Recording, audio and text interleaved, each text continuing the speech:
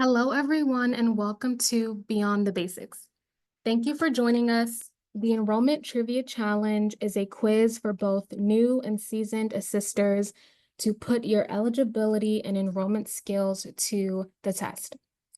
I'm Aisat Odiale, the Health Projects Assistant at the Center on Budget and Policy Priorities, and I will be moderating today's session.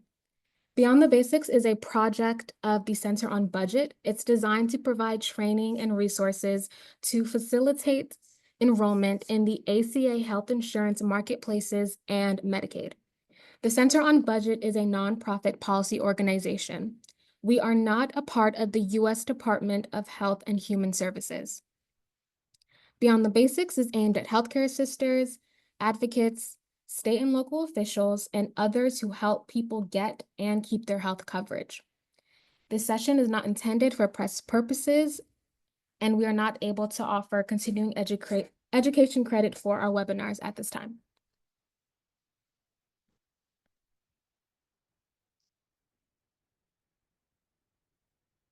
Webinar schedule. So we've made it to our last webinar of the year. Thank you to everyone who has joined us over the past couple of months, and a warm welcome to any new attendees today. Throughout the series, we've offered a mix of traditional webinars with new information and office hours where we spent the majority of the session answering questions live. And today, we are excited to introduce a new quiz-style format. Webinar logistics.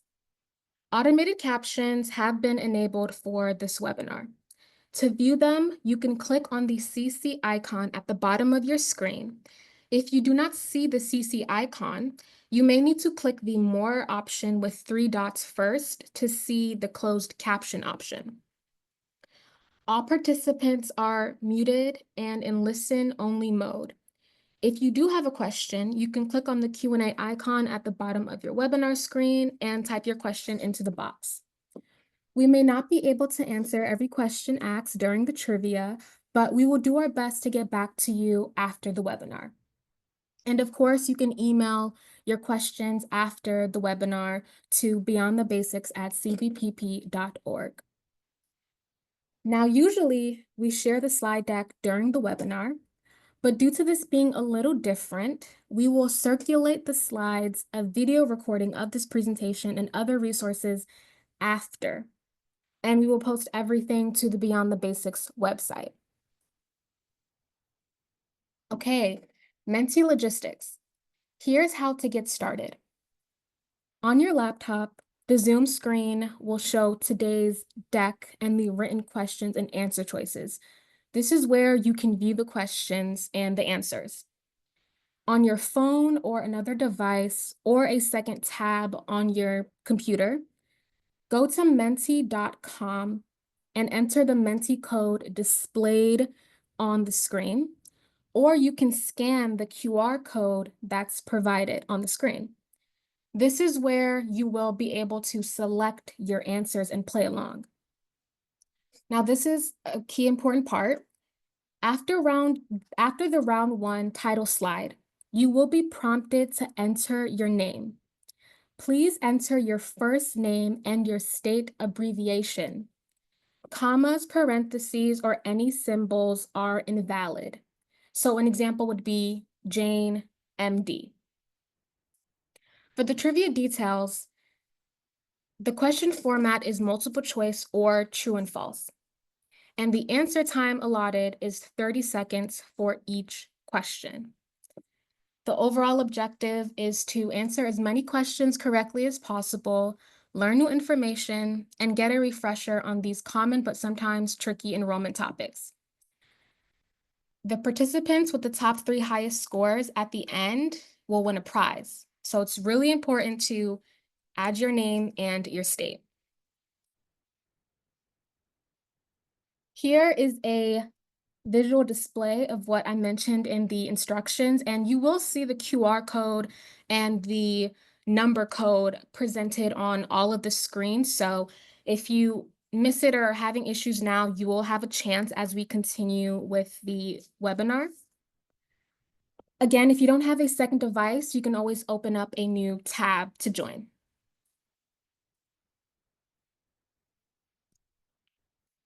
Okay, and back again with the prize. As some of you may have seen in our recent newsletters, the top 3 winners will be mailed a CBPP tote bag, a fleece vest, and a water bottle.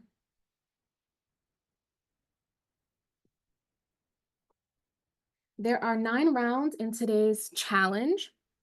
Today's presenters are CBPP's Jenny Sullivan, Director of Health Coverage Access, and Claire Heyison, Senior Policy Analyst.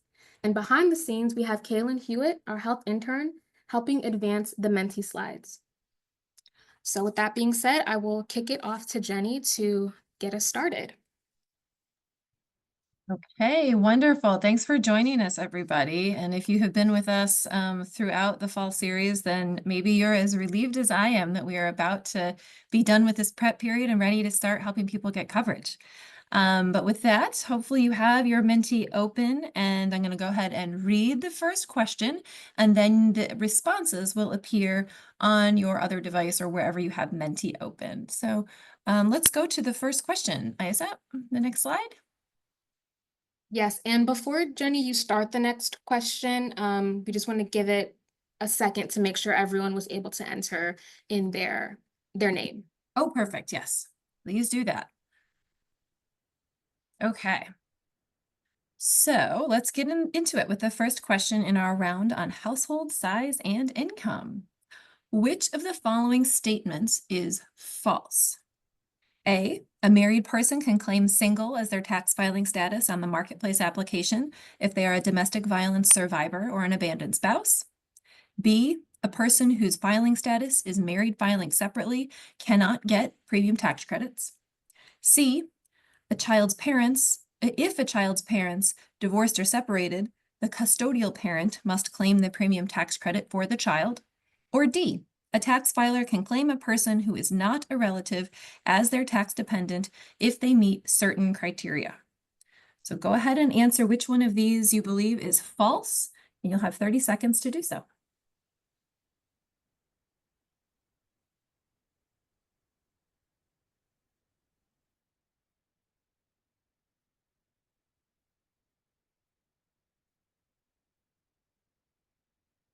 I wish that we had some Jeopardy music for this downtime, but we've already got enough new things going on this afternoon, so we tried to keep it simple where we could.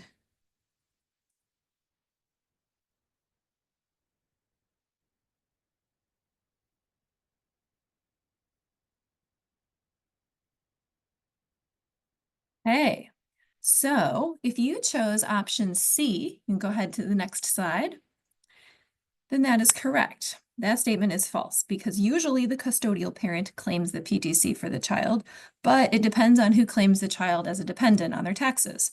If the non-custodial parent claims the child as a dependent, then the non-custodial parent must also claim the PTC for the child. And the other options here are all true. A is one of the exceptions to the joint filing requirement. B is true. Under no circumstances can a person who is married filing separately be eligible for the PTC. And D is true because a person can be claimed as a qualifying relative if they're a U.S. citizen, national, or resident, get more than half their support from the tax filer, live in the tax filer's home all year, and have a gross income of less than $5,050 in 2024. They do not have to be related to the tax filer. With that, let's move on to question 2. So current monthly income is used to determine Medicaid eligibility. Annual projected income is used to determine premium tax credit eligibility. If a person's monthly income exceeds the Medicaid eligibility threshold for their state, but their projected annual income is below that threshold, then how is their eligibility determined? Is it A, marketplace eligibility is determined using Medicaid household and income rules, which means the person is eligible for a premium tax credit?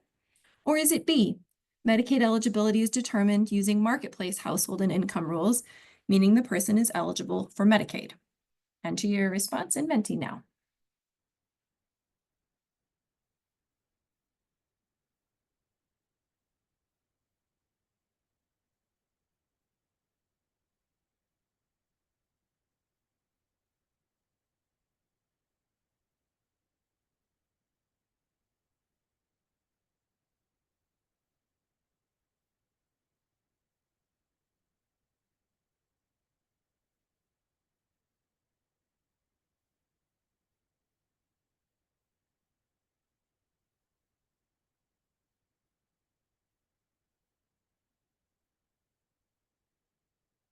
Okay, next slide. The answer is B. The Medicaid agency should apply what is called the gap filling rule. When monthly income is too high for Medicaid, but annual income is under 100% of poverty, Medicaid eligibility is determined using marketplace household and income counting rules. Okay, let's move on to question number 3, and that also takes us to round 2, which is focused on the premium tax credit. Okay, question 3. What are the 3 main criteria for PTC eligibility? Is it A, income of at least 138% of poverty, eligible filing status, and ineligible for other minimum essential coverage? B, U.S. citizen or lawfully present status, income of at least 100% of poverty, and ineligible for other minimum essential coverage? C, income of at least 100% of poverty, no affordable offer of employer-sponsored insurance, and U.S. citizen or lawfully present status?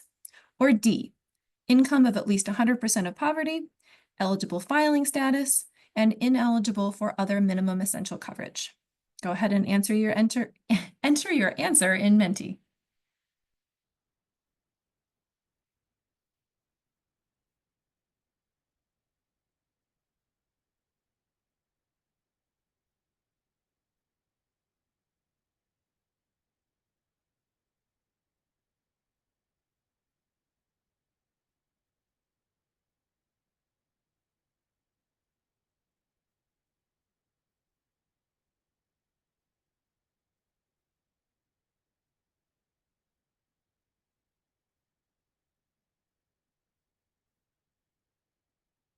Okay, next slide.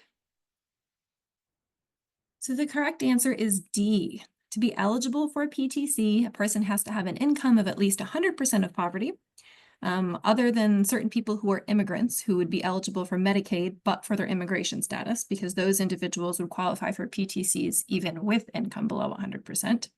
The next criteria is they must have an eligible tax filing status.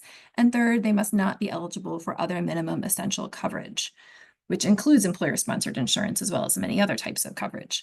The thing that may have thrown you off in that one, if you didn't get it correct, is citizenship or lawfully present status, because that is a requirement for all marketplace enrollment, not just for premium tax credits. Okay, let's move on to question 4. True or false? A person with income around 200% of poverty who has voluntarily left a job and is enrolled in COBRA is ineligible for premium tax credits. Is this true or false?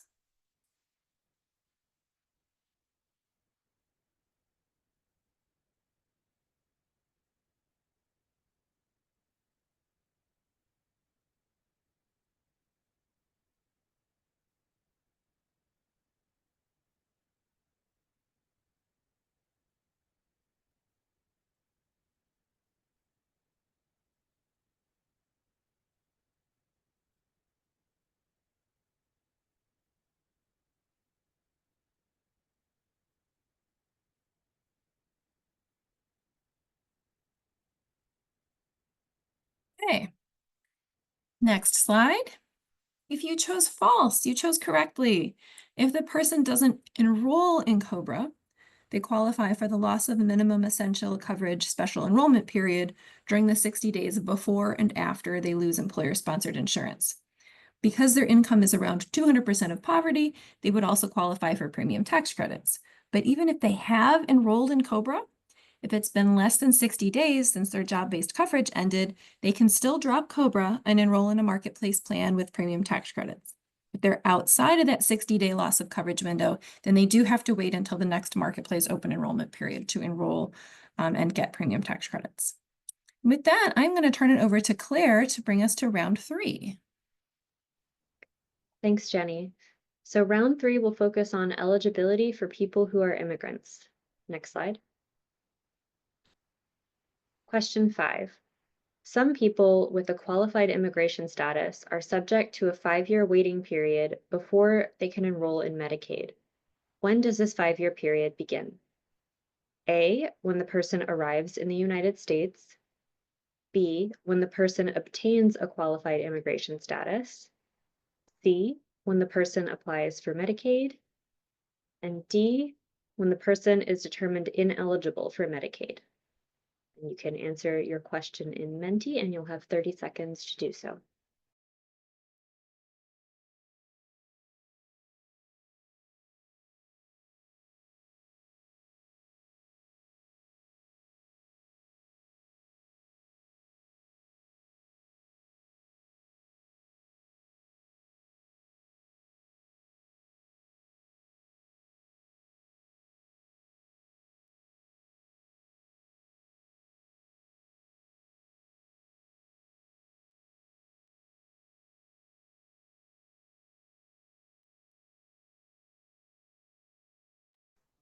Okay, looks like time is up. The correct answer is B.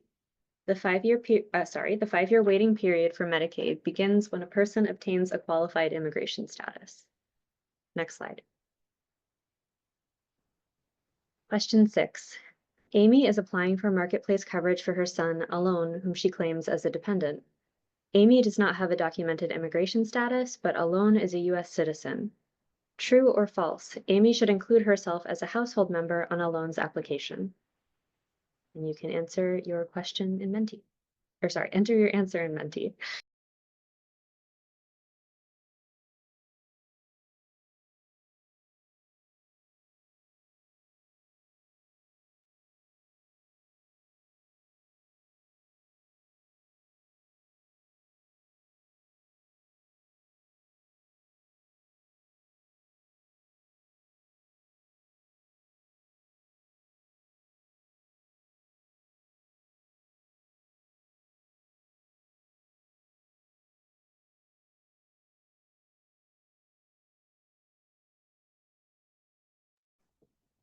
All right, so the correct answer is true.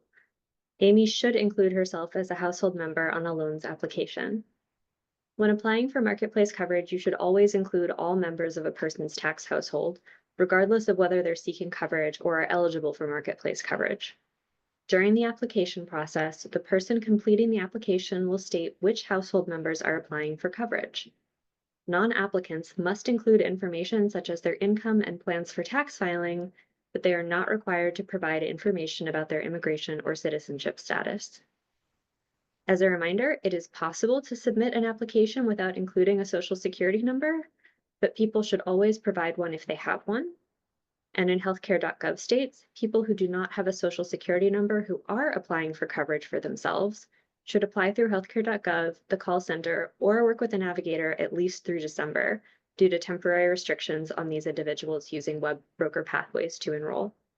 And if you need a refresher on that, you can take a look back at our webinar from earlier this fall on immigration-related questions. Next slide. Question 7. Beginning November 1st, people with DACA status, so Deferred Action for Childhood Arrivals, will be eligible for marketplace coverage and financial assistance. True or false? There is a new special enrollment period for people with DACA status who are newly eligible for marketplace coverage. And you'll have 30 seconds to enter your answer in Menti.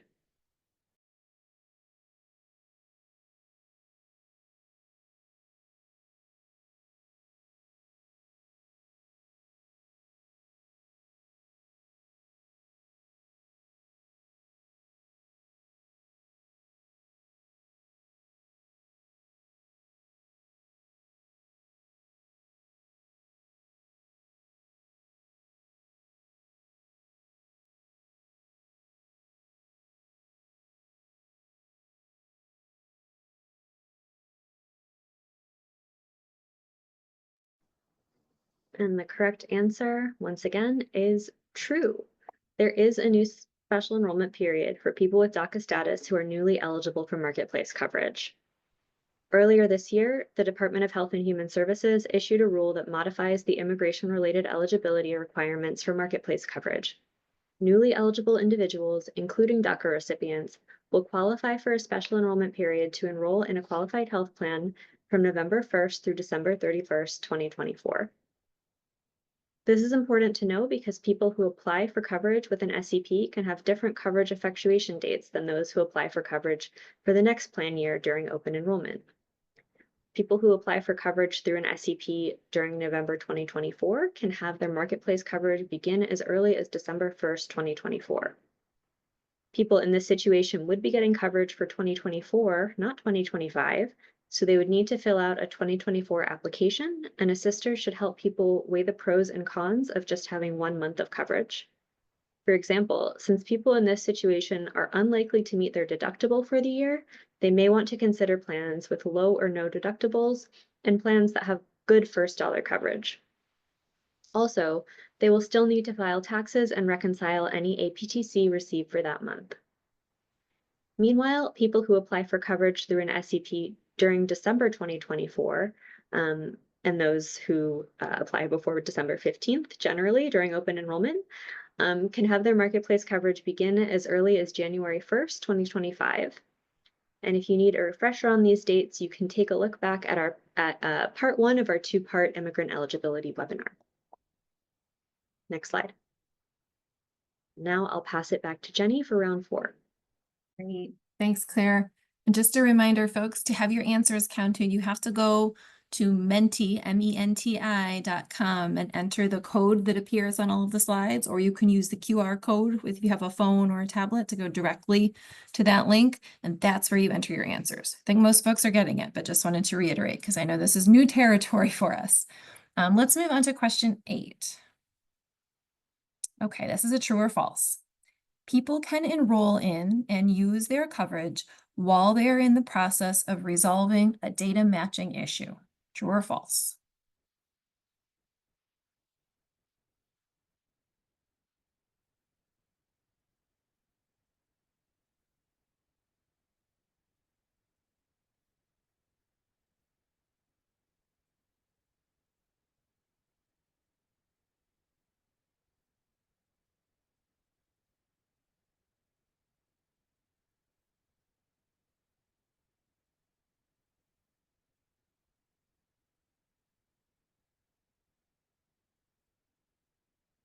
Okay, next slide.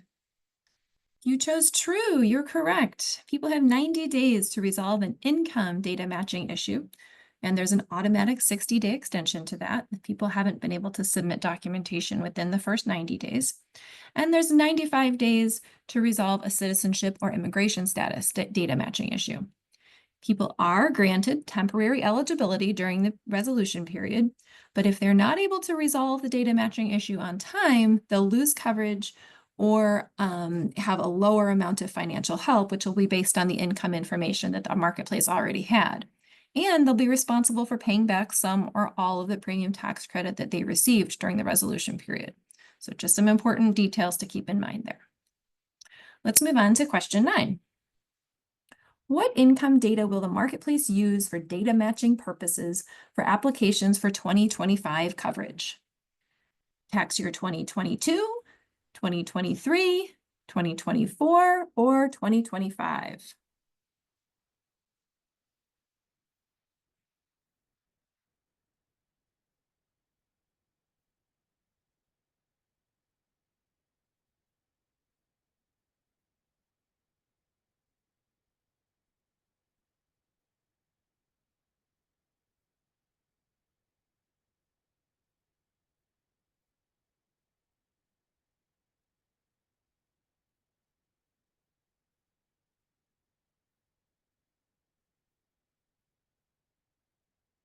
Okay, next slide. The correct answer is B, tax year 2023. This is the most recent tax data that will be available for people during the open enrollment period for 2025 coverage. People whose estimated annual income is not within the plus or minus 50% or $12,000 threshold compared to their previous earned income as reported by the marketplace's data sources might get an income data matching issue. And that means a person can upload or send copies of income documentation to the marketplace to resolve that DMI, or they can just submit a written explanation if their circumstances have changed in a qualitative way that's hard for them to prove using other forms of verification.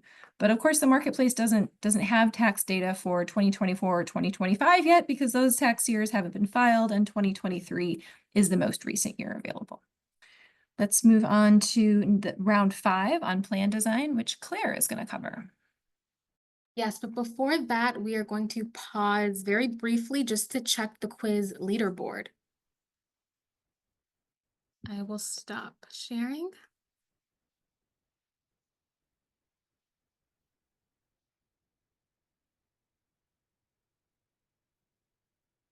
Okay, so as you all can see, this is the current quiz leaderboard, and we have some very tight competition, as we can see. So continue answering questions and moving up the ladder.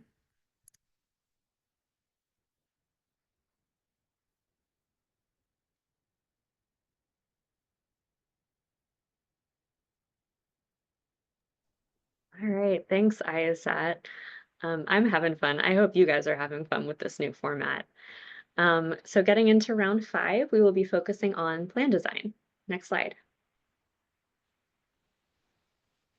Question 10. Nora's ACA Marketplace plan requires a $50 pre-deductible copayment for specialist visits. These pre-deductible copayments count toward A, her deductible, B, her out-of-pocket maximum, C, her deductible and her out-of-pocket maximum, or D, neither her deductible nor her out-of-pocket maximum. And you have 30 seconds to enter your answer in Menti.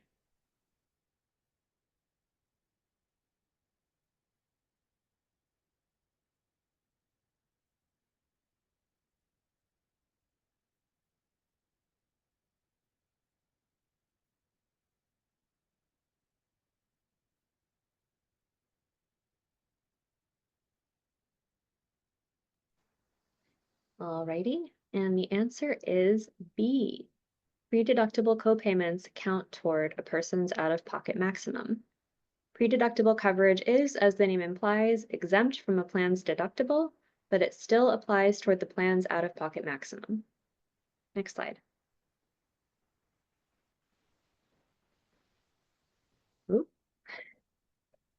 Okay. Question 11. Sergio's marketplace plan has an actuarial value of 70%. True or false? This means that he must pay for 30% of the cost of in-network services that are covered by the plan. You can go ahead and start entering your answer in Menti.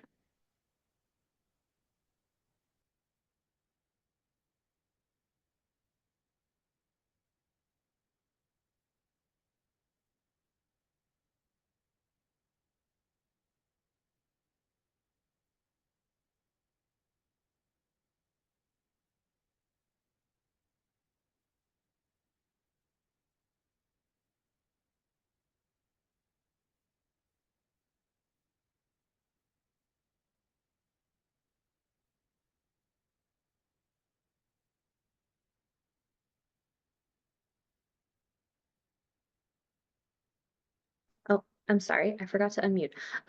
So the question to answer 11 is false. Actuarial value is admittedly a tricky concept. It refers to the percentage of total average costs for covered benefits that a plan will cover before the plan's out-of-pocket maximum is reached. So, for example, if a plan has an actuarial value of 70%, on average, enrollees would be responsible for paying 30% of the costs of all covered benefits. The important thing to keep in mind here is that actuarial value is based on an average population-wide basis and does not represent what the plan would pay for a particular individual enrolled in the plan. That amount is going to vary based on the medical services that an enrollee uses. Next slide. Okay, so we are moving on to round 6, which will focus on plan comparison. Next slide. Which of the following statements about easy pricing plans, also called standardized plans, is not true? Is it A, easy pricing plans are available at every metal level? B, easy pricing plans are available in every state that uses healthcare.gov? C, all of the easy pricing plans in a given metal level have the same premium? Or D, all the easy pricing plans in a given metal level have the same deductible and maximum out-of-pocket limit? And as a reminder, you are picking the answer that is not true.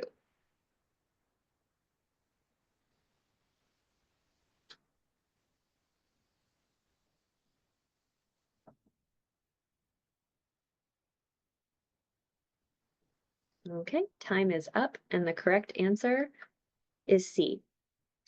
Easy pricing plans have to be offered at every metal level where an issuer offers a non-standardized plan, and in every state that uses healthcare.gov. All easy pricing plans at a given metal level must have the same cost-sharing design. Easy pricing plans can be a good starting point for plan comparison because they have uniform cost-sharing design, so shoppers can focus on comparing premiums, provider networks, and prescription drug formularies. So the correct answer is C. All easy pricing plans do not have the same premium. Next slide. Question 13. Aya is choosing between two health plans. She wants to know how much her medications will cost under each plan. Where can she find this information? A, the plan's summary of benefits and coverage, or SBC. B, the plan's formulary. C, healthcare.gov's Add Prescription Drugs tool. Or D, both A and B.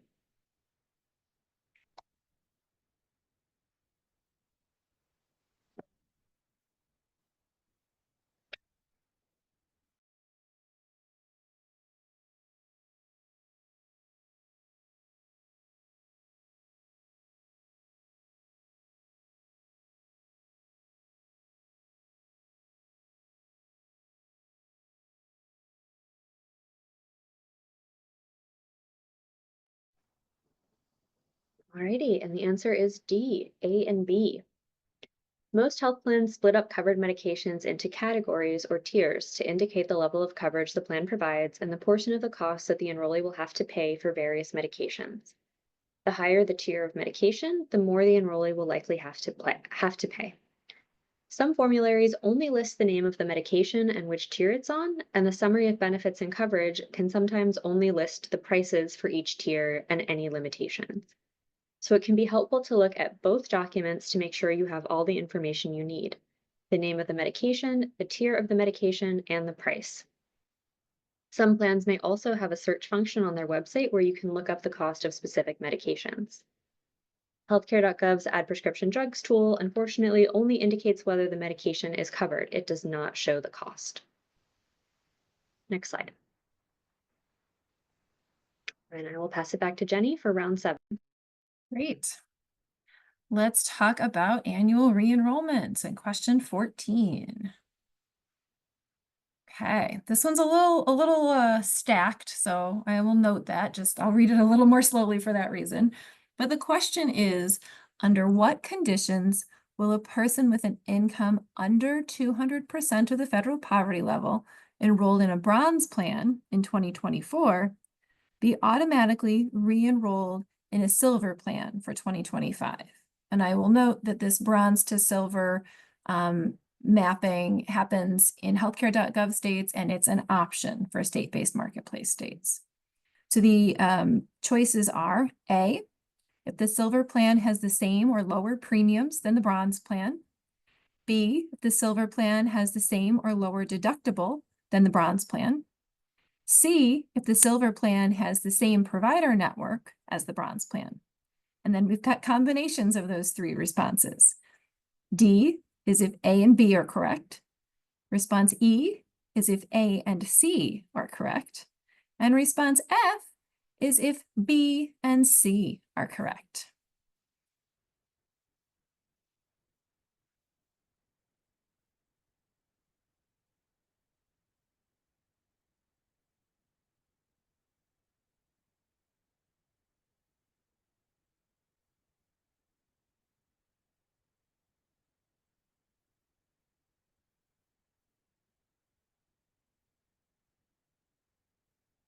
Okay, next slide. The correct answer is E, which means that the real correct answers are A and C.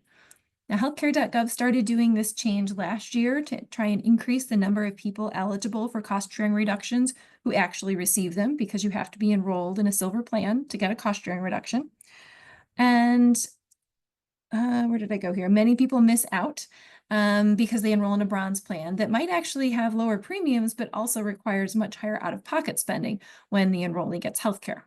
So healthcare.gov will automatically re-enroll a person in the silver cost-sharing reduction version of their 2024 bronze plan if the Silver plan has the same or lower premiums and the same provider network as the enrollee's current Bronze plan. Now, typically, the Silver CSR plan will already have a lower deductible, but this is not technically one of the criteria that determines whether a person will be switched from Bronze to Silver. And keep in mind, the thing we always say with re-enrollment is that active re-enrollment is key, and this happens if a person doesn't engage before December 15th. Person can always come back after December 15th and change, even if they were mapped to a Silver plan and that's not where they want to be. Or if they engage with the system before December 15th, then they can also have control over their plan assignment destiny. Next question. Okay, Shayna received advanced premium tax credits for the 2022, 2023, and 2024 plan years. But IRS records indicate that she hasn't reconciled those APTCs for 2023. Which of the following is true? Is it A, Shayna will be flagged as failure to reconcile and will not be eligible for premium tax credits in 2025 until she reconciles for 2023 APTCs? B, Shayna will receive a notice that she has a 1-year failure to reconcile status and is at risk of losing APTCs in 2026 if she does not reconcile her 2023 APTCs. C, Shayna will receive a notice that she has 2-year failure to reconcile status and will not be eligible for PTCs in 2025 until she reconciles her 2023 and 2024 APTCs. Or is it D, Marketplace enrollees were not required to reconcile their APTCs between 2021 and 2024. As long as Shayna reconciles her APTCs going forward, she will remain eligible.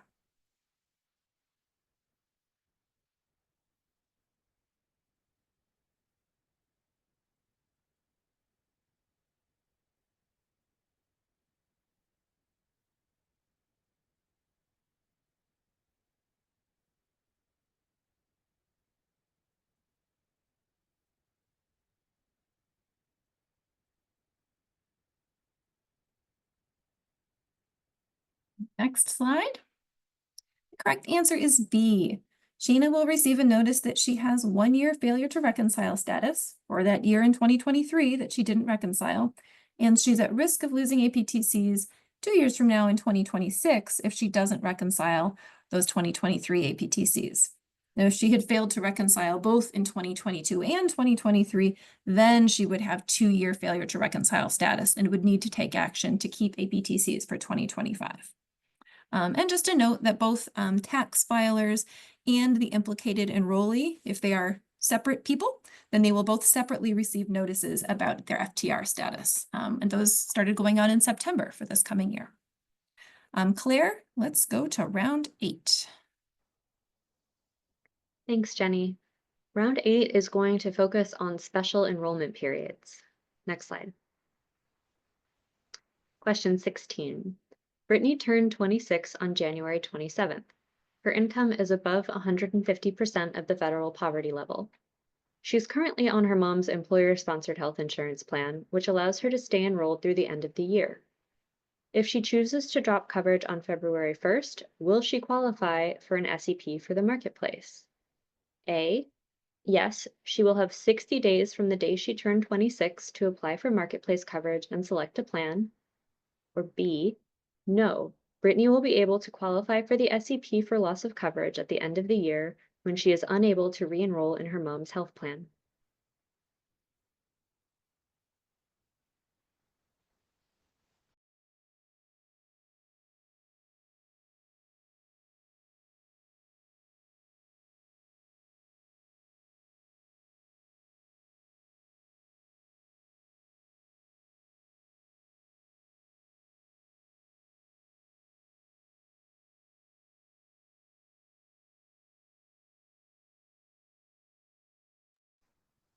Okay, and the answer is B. So turning 26 does not trigger an SEP. Losing health coverage because a person turns 26 will qualify that person for the loss of coverage SEP. Employer coverage usually ends the month a person turns 26 or shortly after, but that time period can vary by employer. In this case, Brittany's mom's employer generously allows her to stay on her mom's plan until the end of the year. So if Brittany drops coverage voluntarily and doesn't qualify for another SEP, she'll have to wait to enroll. Next slide. Question 17. Max recently applied for Medicaid. They received a letter saying they were denied Medicaid because they did not respond to notices from the state requesting additional information. Their income is above 150% of the federal poverty level. Which of the following statements is correct? A.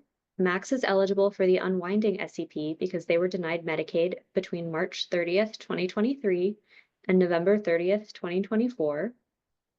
B. Max is eligible for an SEP because they are newly eligible for APTCs. C. Max is eligible for an SEP because they were recently determined ineligible for Medicaid. Or D. Max is not eligible for an SEP. You can go ahead and enter your answer in Menti.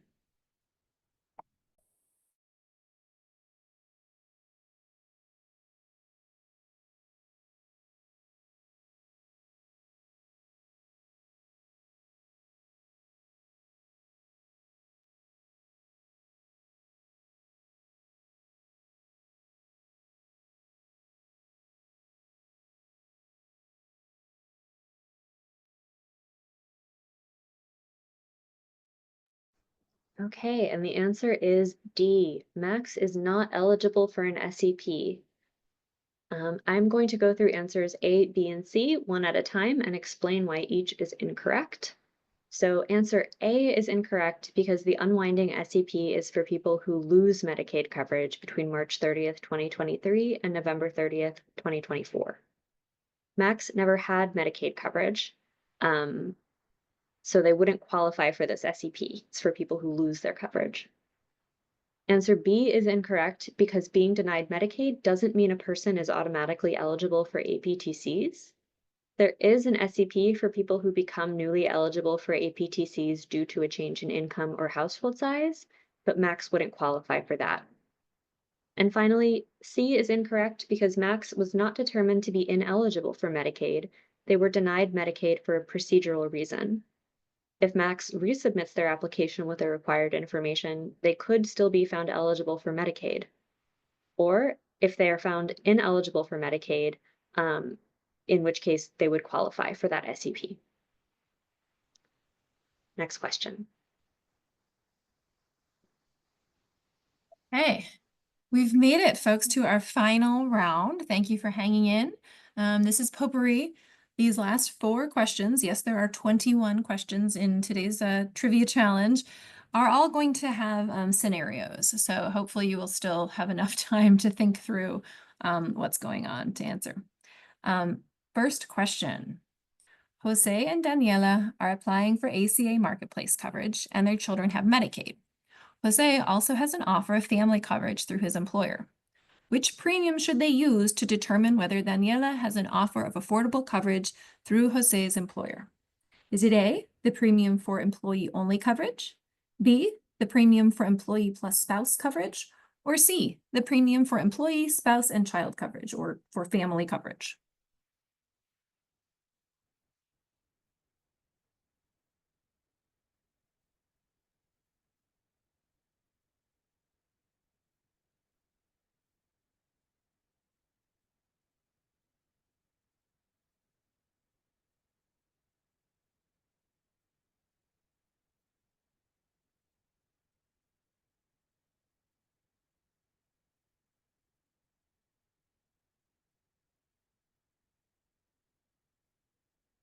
Okay, next slide. The correct answer is C. A couple of years ago, we had what we fondly referred to as the family glitch fix, which means that the cost of employee-only coverage is no longer used for all members of the household to determine ESI affordability. It's used to determine whether Jose has an affordable offer. But for Daniela, we assess the affordability of the premium for the lowest cost option that covers everyone in the household. Even though the children have coverage through Medicaid, we still need to use that premium for the whole family's coverage. Claire? Okay, next slide. Question 19. Soraya and Hassan are enrolled in the same marketplace plan. Hassan has met his individual out-of-pocket maximum for the year, but the couple haven't met their family out-of-pocket maximum yet. True or false? If Hassan has additional medical expenses for covered benefits, they will be 100% covered by his plan and will not count toward the family out-of-pocket maximum.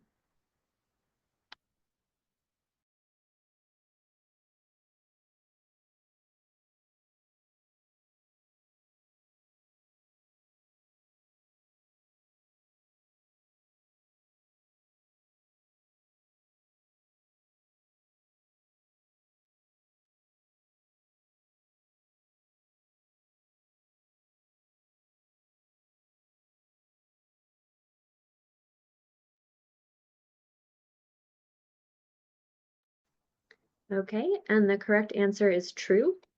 For a health plan that covers 2 or more people, once an individual meets their out-of-pocket maximum, the plan will pay 100% of the cost for additional covered benefits for that individual.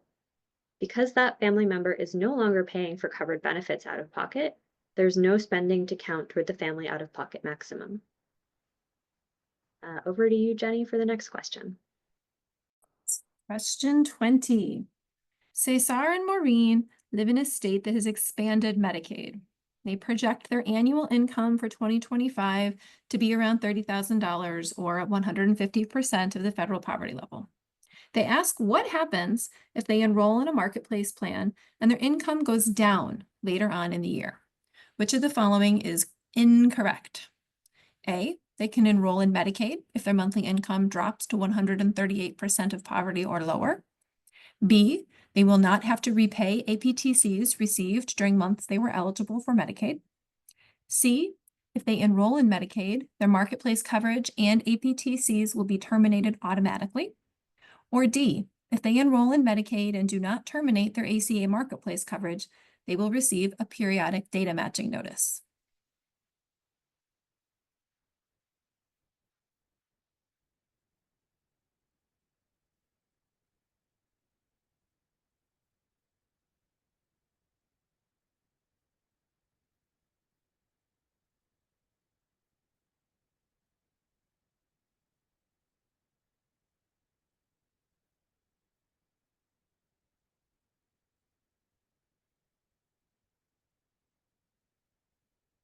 Next slide. The correct answer, which is the incorrect answer in this case, is C. If they enroll in Medicaid, the marketplace will not automatically terminate their coverage and their APTCs. If the marketplace makes a determination or an assessment that someone's ineligible for Medicaid or CHIP and eligible for the APTC, then the individual is treated as not eligible for Medicaid or CHIP for purposes of the premium tax credit while they're enrolled in exchange coverage for that year. They will not be responsible for repaying APTCs received during months they may have been Medicaid eligible. If they subsequently are determined eligible for and enroll in Medicaid, then it will be super important for them to come back to the marketplace and their marketplace coverage and their APTC. They'll eventually receive a periodic data matching notice, and they could have APTCs terminated if they fail to take action, but the marketplace will not end their marketplace coverage automatically. So they could be on the hook for the full cost of premiums if they don't terminate that coverage. If their 2025 income turns out to be below 100% of poverty when they file their taxes in 2026, then they are protected by a safe harbor and are considered eligible for PTCs. Okay, moving on to, I bet I'm going to get a lot of questions afterwards about that one. Just a wager. Last question of the afternoon. Swetha is enrolled in ACA marketplace coverage with premium tax credits. She will turn 65 on September 29th, 2025. She qualifies for automatic enrollment in Medicare Part A. When does her eligibility for premium tax credits end? Is it A, in June 2025, when her Medicare card arrives in the mail? B, on September 1st, 2025, when her Medicare becomes effective? C, on December 31st, 2025, when her Medicare initial enrollment period ends? Or D, January 1st, 2026, the first day of the 4th month after she turns 65?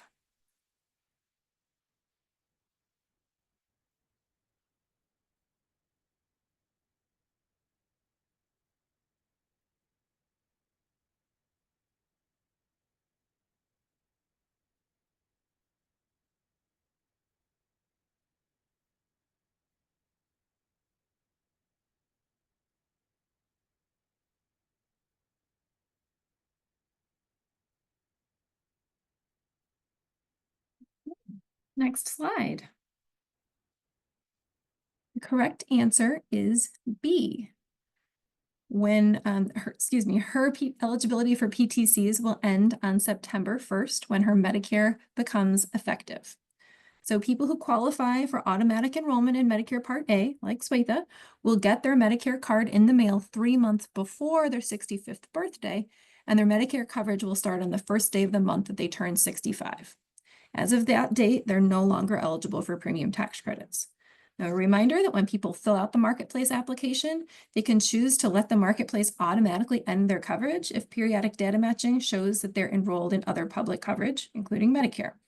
Otherwise, their APTC will end at that time, but not their Marketplace coverage, similarly to the previous example, and they could get stuck paying for months of full cost Marketplace coverage. People can also change the response to this question if they get a periodic data matching notice in the mail. Last thing I want to do is just explain why the other three aren't correct. So A, Swetha is going to receive her card in the mail 3 months before she turns 65, but her coverage doesn't start then, so A isn't right. C, the initial enrollment period part applies to people who don't qualify for automatic enrollment in Medicare Part A. These people have to actively enroll, and their initial enrollment period starts 3 months before they turn 65, ends 3 months after that month. So if Swetha had turned 65 in September, then her initial enrollment period would have started in June and ended in December. But that didn't apply to her because she was automatically enrolled. And then finally, answer D, again, for people who don't qualify for automatic enrollment, Medicare becomes effective the first day of the month after they sign up. If it's one of the months after they turn 65 or after they turn 65. But a person is no longer eligible for PTCs as of the month their coverage starts, or the first day of the 4th month after they turn 65. That would be the end of their initial enrollment period, which would be January 1st, 2026 for Swetha. So with that, I think we are ready for a drum roll and a view of the leaderboard.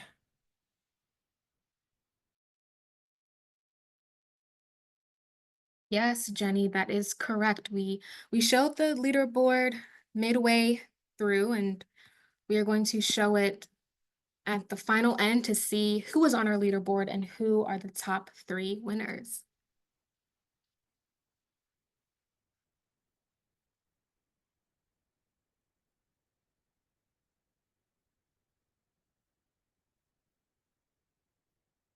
Okay. Wow. Okay, so there is some slight change from when we last saw the board. As you can see, our top winner is Margaret. So congratulations, and congratulations to our top 3 winners, Matt and Donna. And shout out to everyone who is in the top 10 and made it onto the leaderboard. It's really great.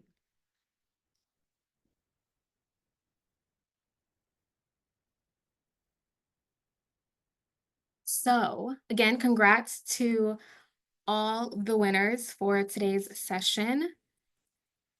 If you are the first, second, or third place winner, as we just saw on the leaderboard, please email beyondthebasics@cbpp.org. Your first and last name and mailing address. We want to make sure that we get these prizes to you. We have it all prepped. We're just waiting for an address to ship it out to.